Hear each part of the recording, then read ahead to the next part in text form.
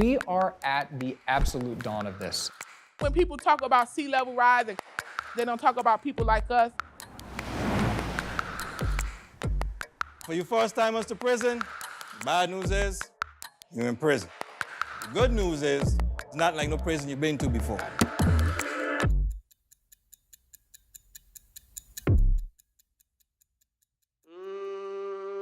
The old saying goes, if you do the crime, you've got to do the time. And over the last half century, the United States has made sure of it, becoming the incarceration capital of the world. The United States has more than 2 billion people incarcerated in prisons and jails. For decades, police, politicians, and prosecutors have taken action to be tough on crime. But even as crime rates fell, the incarceration rate continued to rise, and with it came staggering economic and social costs.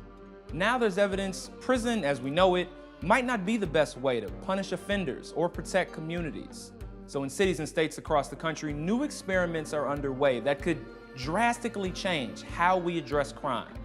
And if these reforms catch on, criminal justice in the United States could look radically different another half century from now. A future where prisons are more rare and look a lot different.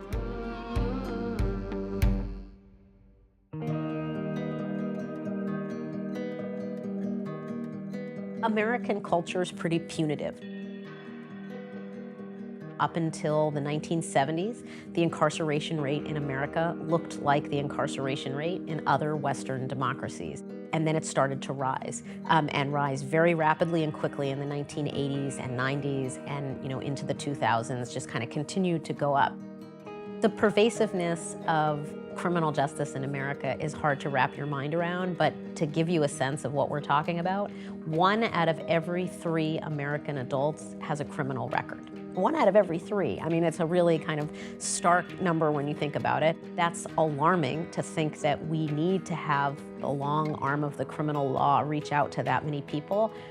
But there's a part of it that, in a weird way, is hopeful, because as soon as you get that many people who've been personally affected, now you start to get more people who understand this is something that needs to be fixed. And so I do think now one of the reasons why you're starting to see criminal justice reform take off is precisely because we've reached this tipping point and so many people have seen firsthand exactly how insane what we're doing actually is.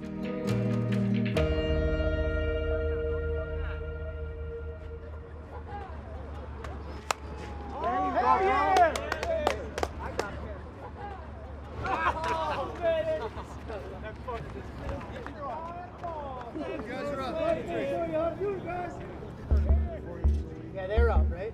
Yeah, 2, 3. Got it. Oh, what a hop. Got him. Nice shot. Damn, knocked mine off the board.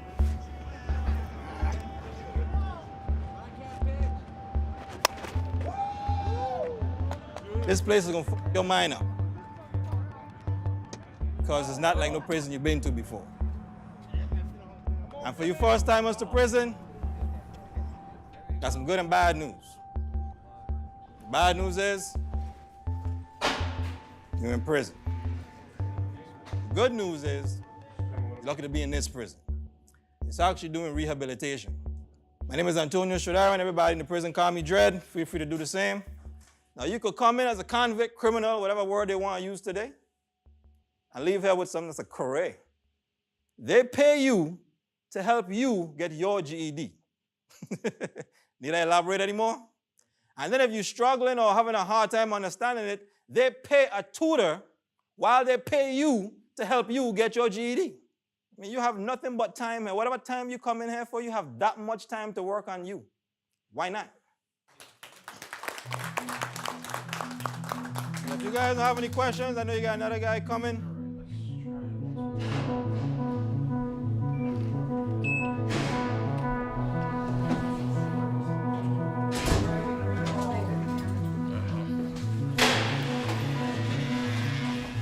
Jamal. I'm Colby Braun. Good to meet you. Yeah, nice Good to meet you.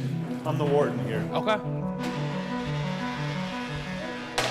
It's a sobering feeling walking into a prison. The pat down, the prison bars, the steel doors that close behind you. But once I got inside of North Dakota's preferred housing unit, it didn't take long to realize this was unlike any other prison I'd been to. In most prisons, structure and restrictions applied to just about everything: eating, sleeping, recreation. Here, the opposite is true. Inmates can roam in and out of their cells and set their own schedules. They're given a key to their own cell door and even do their own laundry. They have movie nights, access to video games, and can order takeout for delivery 6 times a year. This prison is meant to mimic the outside world as much as possible. How you doing, man? All right, nice to meet you, bro. Jamal, man. Good to meet you. So you want to head up to my room? Yeah, we can head on up, man. Yes, sir.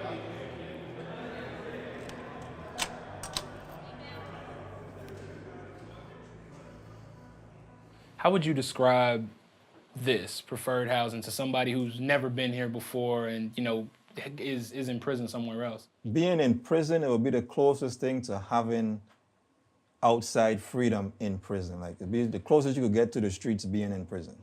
But sometimes just I'll be here chilling and be like, where'd I go? I'll just go out the door, walk around, say what's up to the guys, and come back just because I can. Because those other units, unless they open your door, you can't go out that door.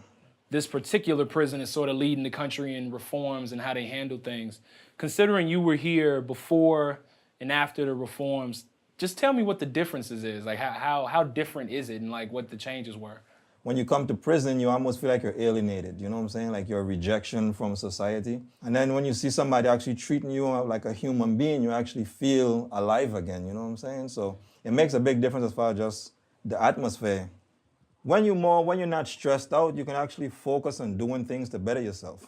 How long do you have before you get out of here? I have a life sentence. A life sentence, okay, gotcha. But that don't mean I can't try to better myself in the meantime. Yeah.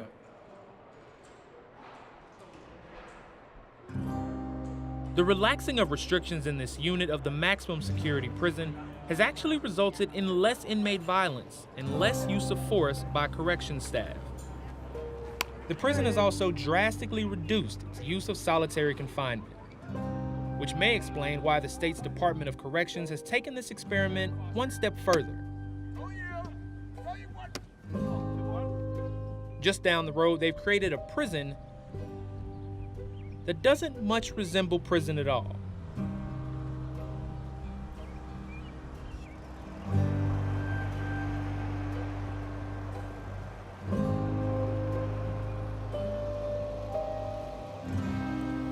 This building right here is the education department. Okay. This is where you can get your GED or Okay. keyboarding. I also got myself involved in keyboarding. Okay. And career readiness. I partake in that too because everybody's got to have a resume. Agreed. You know, when you get to a halfway house, you got to have a job. Gotcha. Right there's our mechanic shop. So that big building, that's where they do all the welding.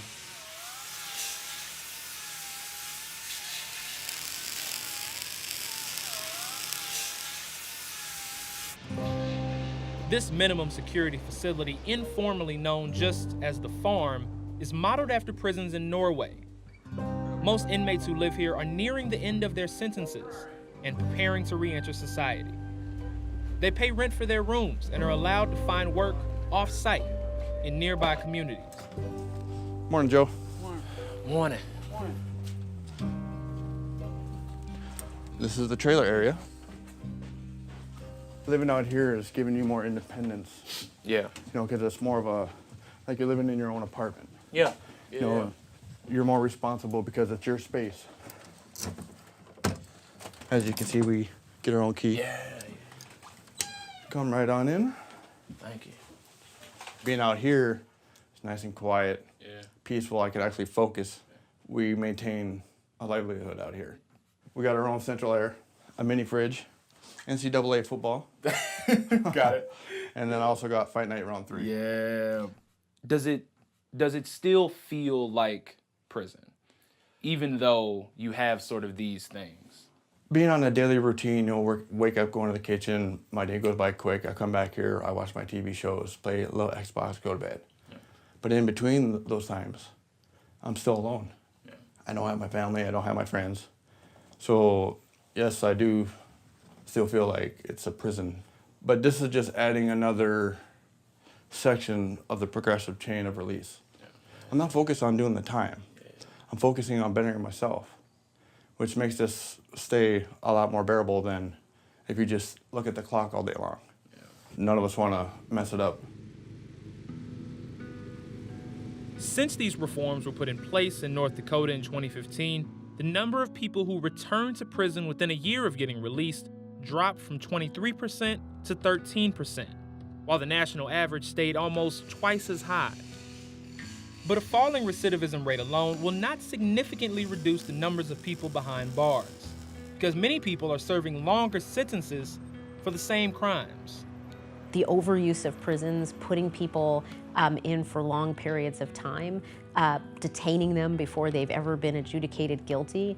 You know, we have empirical evidence that these practices make us less safe. If you had prosecutors asking for lower sentences and you had judges giving lower sentences, you know, that would reduce the number of people incarcerated. It's hard to do that because you have people who work in these offices, in prosecutors' offices.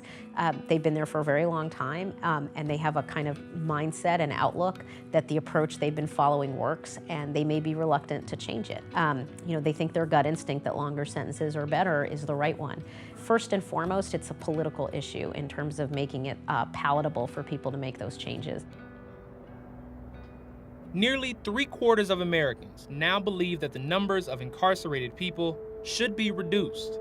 And as public opinion has shifted, so too has the approach of prosecutors and judges from being tough on crime to promising decarceration and diversion, using things like drug courts and crisis centers to prevent offenders from going to prison in the first place. And in Seattle, diversion programs are going beyond just addressing nonviolent crimes and drug offenses. They target people charged with more serious crimes, including felonies that would usually carry sentences of several years.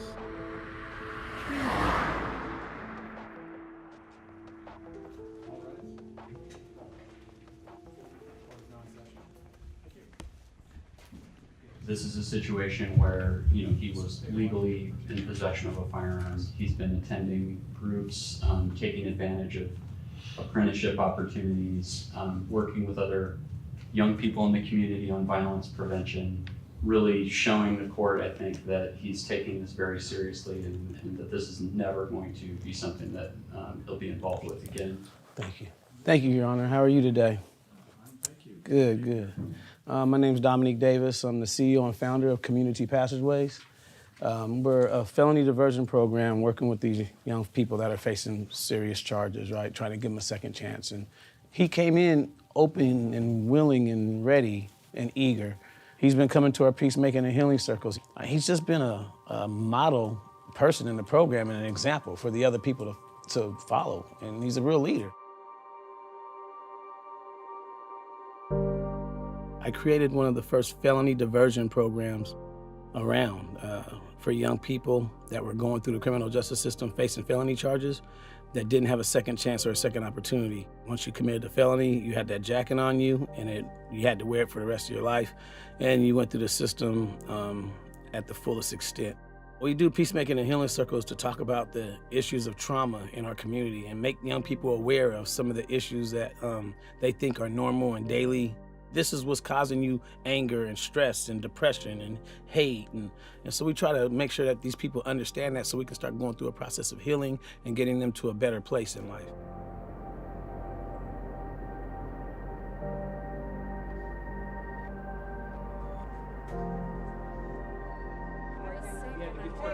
Yeah.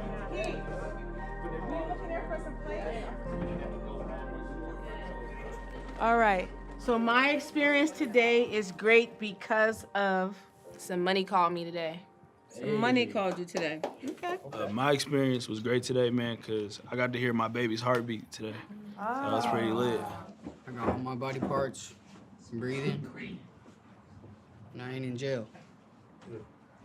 So last week we spoke about do you feel safe? And we're going to piggyback off of that subject again tonight. So we'll start again here. And I'm going to change it a little bit. What makes you feel safe? What brings that security to you?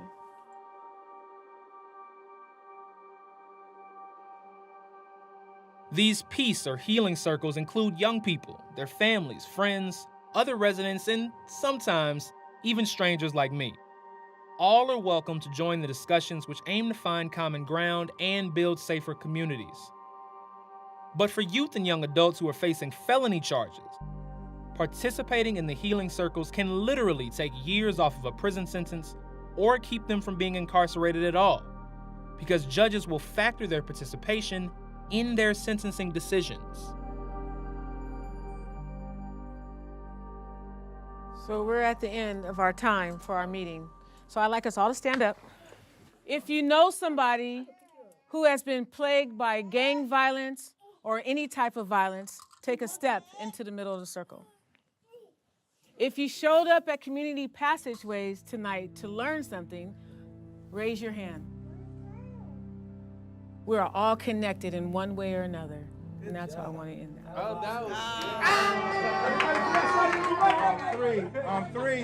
On three, check this out. On three, I want, hey!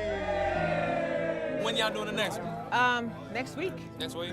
Okay. Next Tuesday. Gotcha. We have our next circle. Yes. Hey man, appreciate you coming. We got a deal.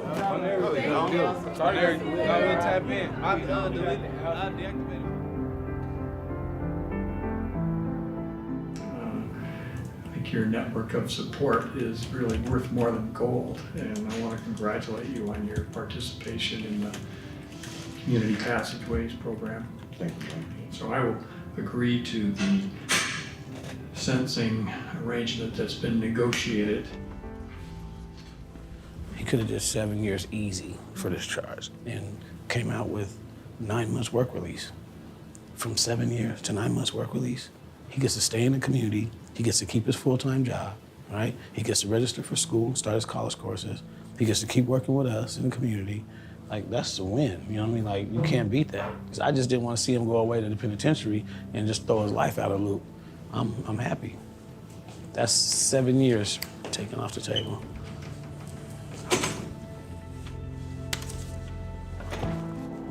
Proud of you, bro.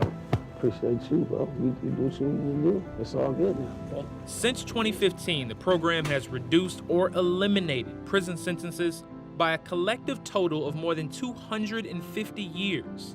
2.5 centuries knocked off the books.